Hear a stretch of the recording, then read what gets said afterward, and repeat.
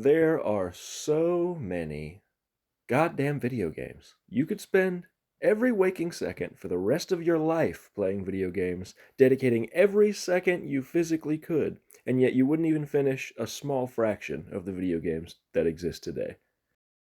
Life well spent! In 2023 alone, 12,068 games were released on Steam. And that's 2023 just by itself. Over 12,000 PC games all published on Steam within a single year. And that number doesn't even consider other launchers, such as the Epic Games launcher for PC and other platforms like console, mobile, whatever. With all this constant movement and saturation in the gaming sphere, it's to be expected that you've probably forgot your fair share of games. But don't you even worry, because that's why I'm here.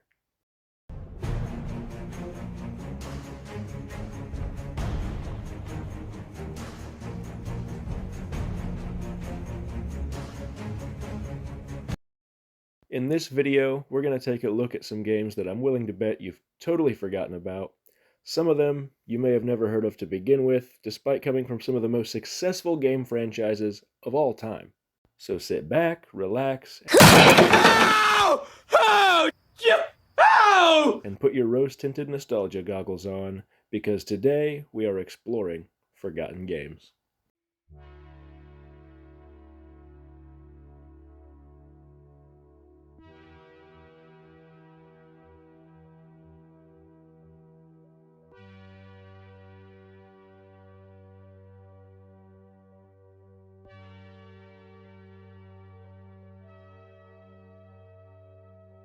The first game we're going to discuss today is Call of Duty: Roads to Victory. This is a PSP game released in the year of our Lord 2007. The game was essentially the portable handheld answer to Call of Duty 3, and apparently it sold over 2.1 million copies. Now that is not bad at all. I'm not certain how accurate these numbers are because different sources have different number facts, but it's safe to say that this game did sell millions of copies, and at the time was essentially the #1 handheld version of Call of Duty that you could have. But there is one thing about this game that differs from other Call of Duty games, and that is that this one is almost entirely forgotten. I don't ever see anyone talking about this game anymore. It is very rare to see anyone online even considering this game when they think of Call of Duty games. And there's a good reason for that. That's what we're going to discuss today, because this game kind of fucking sucks, dude. There really is one specific reason why this game is so bad, and that is the controls. As my fellow senior citizens may remember, the PSP only had one single analog joystick. This may seem like an incredibly outdated control scheme now, but at the time, that's one more analog joystick than any other handheld console tended to have. Most handheld consoles at the time didn't have any analog joysticks, so the PSP was actually quite a pioneer in terms of that. But unfortunately, if you're going to play an FPS game, only having one joystick is just awful, man. It just sucks. So how exactly do you control a first-person shooter with only one joystick? Well, buddy, let me tell you, it is not good. In this game, you control your character with the one analog joystick. You move forward, back, left, right, as you would expect.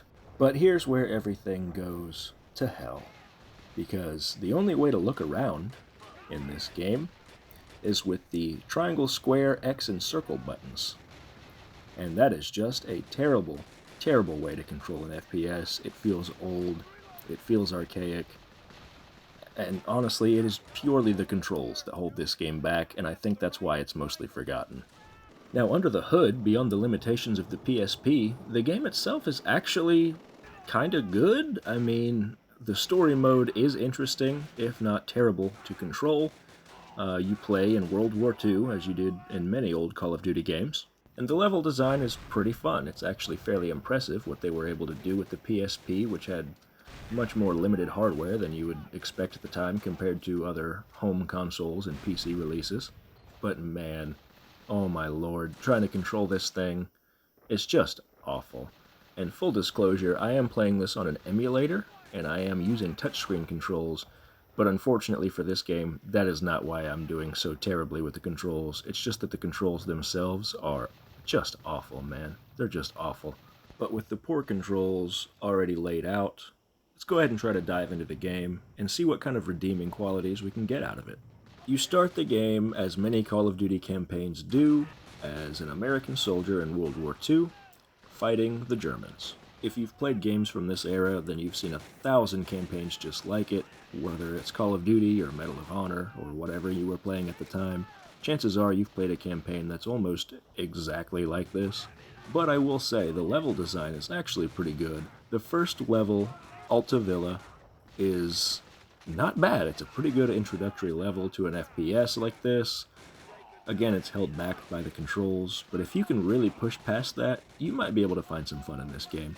You can really tell that the developers of this game knew that their control scheme was less than ideal, because when you're in a gunfight, there is an auto lock as far as shooting your enemies go, which is nice, but it also doesn't really work the way you want it to, and it just feels really outdated to play.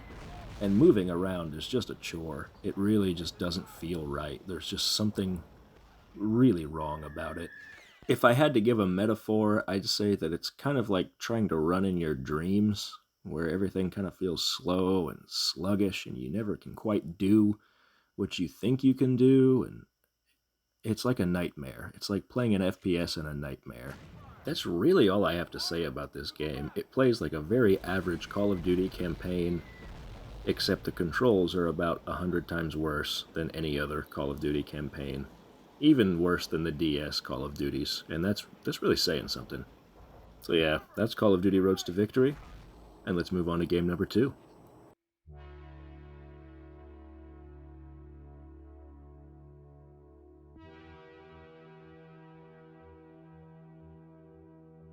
The next game we're going to discuss is Oxide Survival Island. Oxide is a multiplayer survival game released for Android and iOS in 2021. If you've ever played the game Rust or watched Rust content, then you will quickly recognize this game as essentially a ripoff of Rust. Now I say ripoff, but truly this game is pretty good. It's actually in a better state now than Rust was when it first released in early access, albeit Rust did release way back in 2013. This game was a pretty popular mobile game when it released, but it has since dropped off dramatically, and there is almost no player base left in the US or in essentially any other country except for Russia. Now this game isn't completely forgotten, at least in Russia, because you can find multiplayer and you can find servers with people on them. But unfortunately, once you do find a server, you're going to get kicked from it. And I almost guarantee you that you're going to have to rejoin the same server multiple times before you actually get to play the game, because the game just sort of flags everyone as a cheater and kicks them. I mean, seriously, every single person who joins a server on this game gets kicked because of quote-unquote suspected cheating. As I said before, the game is free, but there's a lot of problems with it, and I can kind of see why this one died off. If you're going hunting, just don't, because the animals take about a bajillion shots to kill with the spear, which is all you're going to have at the beginning of the game. Hello. But fortunately, the animals sort of do just stand there in front of you and seem completely unaware of your presence, so you can just sort of throw the same spear at them 20 times. The building is kind of fun. Everything about it's essentially just a clone of Rust to the best of their ability, except just a little bit jankier.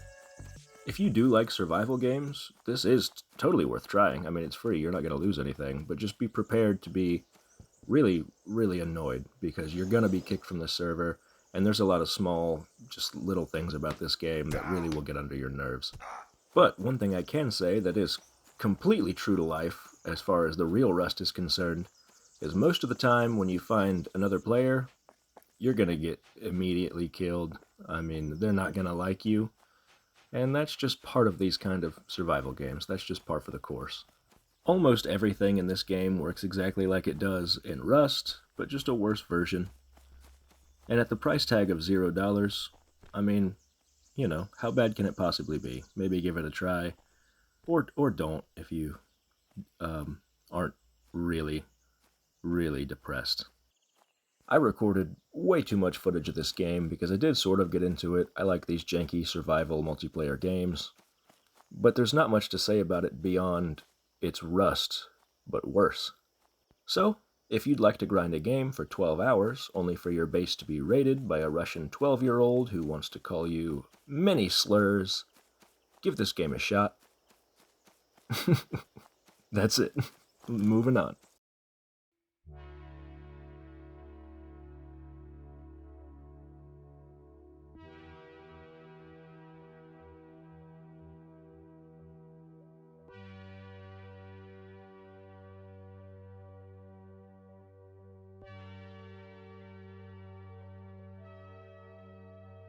Donkey Kong Jungle Climber is a game released for the Nintendo DS way back in 2007.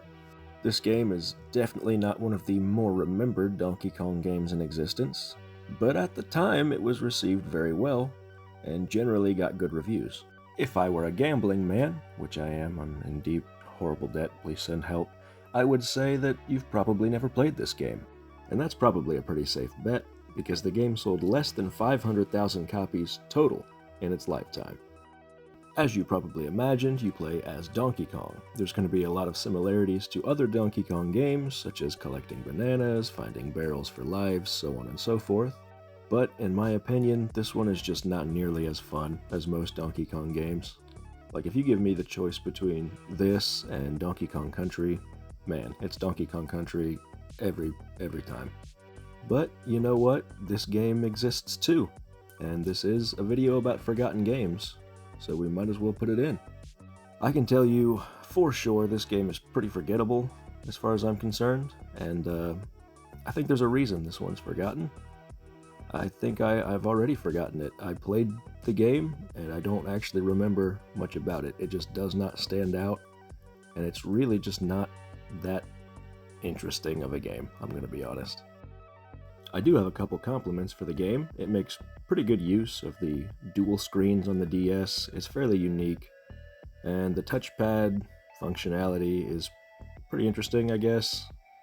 But, you know, there's lots of DS games with interesting touch controls, so that's pretty much all I have to say about this game. I just want to point out that this does in fact exist, and if you're like me, you'll forget that fact as soon as this video's over.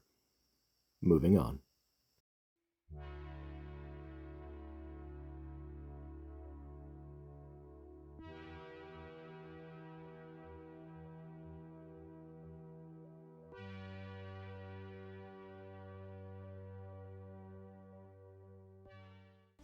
If you've ever thought to yourself, hey, you know what? Super Meat Boy's pretty fun, but I wish it was a Puyo Puyo clone, then this is the game for... Wait, what's that? You say you've never thought that once in your entire life? Well, don't feel bad, because nobody else thought that either, except for Team Meat. Dr. Fetus Mean Meat Machine is a clone of a Japanese puzzle game called Puyo Puyo, which is essentially kind of sort of like Tetris, only you're not clearing lines, you're clearing groups of 4. But they take that concept and just add many obstacles that make it really unpleasant to play. But you don't have to take my word for it, because as of right now, there are 0 players in-game on Steam, with a 24-hour peak of 3 players. Yeah, 3 players. In fact, the all-time high for this game, 38 players. 38. That's... wow. So, how in the world did a sequel to one of the greatest indie games of all time become this? Well, I can't really tell you for sure, but I can tell you that the creator of Meat Boy, Edmund McMillen, did leave Team Meat due to some issues with him and the other owner, Tommy Rifinez. I don't know how to say his name. Sorry, Tommy. Not really, though, because why'd you do this to us? Fans of the Super Meat Boy franchise were really hoping to a return to form after the relative failure of Super Meat Boy Forever, and instead they released this. And I cannot understand why. I'm kind of flabbergasted. I do not understand. Tommy, why did you do this to us? We loved Meat Boy. We loved it. It was the best. And then you made an auto-running mobile game and then you made a really, really annoying puzzle game. I mean, I'm serious, this game plays as if you're just playing a puzzle game, except there's just a guy next to you smacking the controller out of your hand. That is the actual sensation of playing this game. One of the worst possible things you could have done with the Meat Boy franchise is make something like this. I have no idea why this happened. There is no God. Okay, maybe I'm being a little dramatic. Maybe it's not that bad, but it's certainly not Meat Boy. And, I'm just disappointed, man. It is thanks to this game and Super Meat Boy Forever that the Super Meat Boy franchise has died out, and unfortunately 2 of the 3 existing Meat Boy games are forgotten. And yes, I know there was a Flash game, but I'm talking about, big console releases. So, if you're a Meat Boy fan, I recommend steering clear of this game. But if you're a fan of puzzle games, I would still steer clear of this game, because this is just the most annoying version of a puzzle game. By far, I'd say out of this video, this is the worst game. I'm going to confidently say that. This is the least fun to play out of all of the games on this list. I would rather play the PSP Call of Duty game with only 1 analog stick and horrible controls with my face than play this game. Moving on.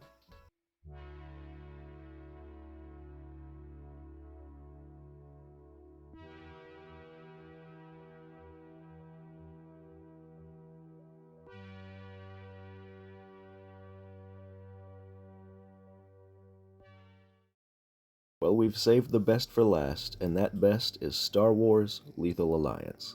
This one came out in 2006, and out of all the games on this list, it surprises me the most that this one has been forgotten. I honestly think the main reason this game isn't remembered more fondly by more people is just that the PSP had some really tough competition as far as Star Wars games go. You had the Battlefront games, you had Star Wars Force Unleashed, and I think those games are kind of the ones that most people think of when they think of a PSP Star Wars game.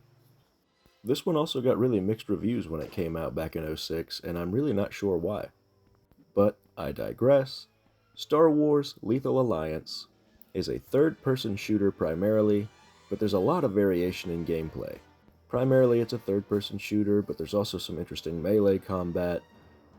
Despite only having a single analog stick, this game does not have the same issue that the Call of Duty PSP game had. This game actually controls really, really well with 1 analog stick using tank controls, more similar to something like 007 on the N64. This game also has auto-targeting, but it works a lot better than the auto-targeting in the Call of Duty PSP game, and I just think overall this game does many things much, much better than that game did.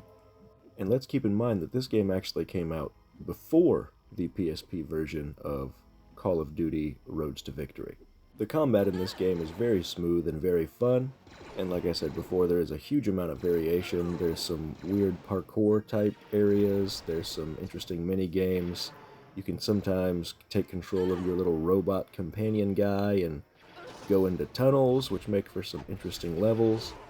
And overall, this game is just really fun. You dodge through lasers, you do some cool, awesome flips. What more could you want, really? One thing that's really fun about this game is that when you successfully dodge an attack from an enemy, time slows down and you get this cool slow-mo attack thing that you can do. I don't know, I just like it. I think it's pretty cool. There's some really fun stuff, like trying to dodge some speeders while you're riding on a weird magnetized, I don't even know what it is thing. But yeah, this is just a solid game. I think that there's really no reason that this game has been forgotten. This honestly holds up pretty well. But the main issue is that it does not hold up compared to the other great Star Wars games. There's been so many amazing Star Wars video games throughout the years that honestly, a mediocre one is just bound to fall by the wayside, and that's really what happened here. But it is a very solid game, and if you're looking for a new Star Wars game, why not give this one a try? It actually is worth a playthrough, and it's quite good. There was also a Nintendo DS version of this game, but I've never played that version, and I believe it is different from this version, so I'm specifically speaking on the PSP version. And with all that being said, we've done it, boys and girls. first video in the bag. If you enjoyed this, please leave a like and maybe even consider subscribing. I did work quite hard on this video, and I hope that at least a couple people see it. I actually have no idea. This is the first long series upload I've done on this channel, and hopefully it's the first of many. I hope to see you next time. Thank you very much if you've stuck out this far. And, yeah. Team Meat. Fix Super Meat Boy.